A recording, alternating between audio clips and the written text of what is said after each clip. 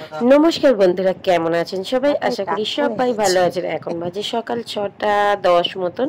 তোমাদের দাদা যাচ্ছে বেরিয়ে, বাইরে বেশ বৃষ্টির ওয়েদার, মাঝে মাঝে বৃষ্টি তো হচ্ছে, তো এখন একটু বৃষ্টিটা পড়া কম হয়েছে। তোমাদের দাদা বেরিয়ে গেল, এদিকে বাড়িতে দেখো পড়তে ছেলে মেয়েরা চলে এসছে, এদিকে আমার বেড বিছানা সমস্ত কিছু গোছানো হয়ে গেছে। রান্নাঘরে চলে এসেছি, দেখো একটু রান্না বান্নাগুলো করে নিই। তো চলো তোমাদের সাথে শেয়ার করে নিই কী কী রান্না বান্না করলাম, সবটাই শেয়ার করব।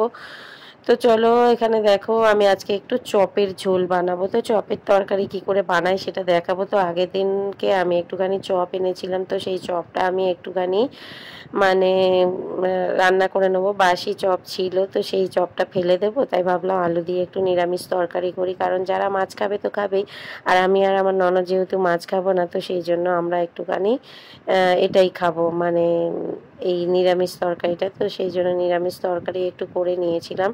তো আর কি বলবো, যে শুধু আলুটা সেদ্ধ করা, আলু আর টমেটো একটুখানি দিয়ে ভালো করে ভেজে নিচ্ছি। আর এদিকে দেখো একটু নুন হলুদ আর লঙ্কা গুঁড়ো দিয়ে দেবো, ব্যাস। আর কোনো রকম মশলা দেবো না, কিন্তু তরকারিটা বিশ্বাস করো চপের তরকারি অসাধারণ টেস্ট হয়, তোমাদেরকে বলে বোঝানো যাবে না। আর এটা হচ্ছে ডায়মন্ড হারবার থেকে চপ এনেছিলাম, সেই চপ।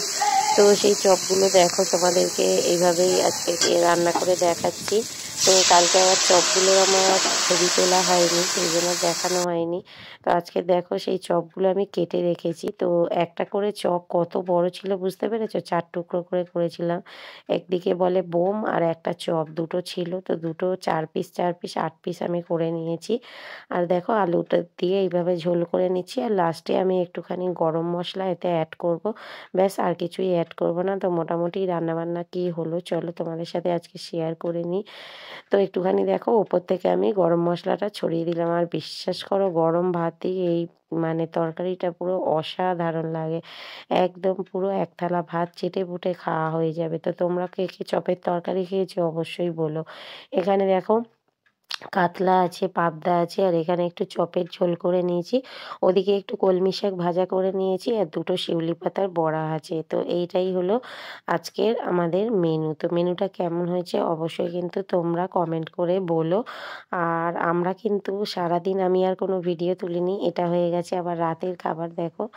তো রাতে একটুখানি খাবার দাবার সয়াবিনের তরকারি আছে, কাঁকরোল ভাজা আছে, একটুখানি মাছের ঝোল আছে, আর রুটি।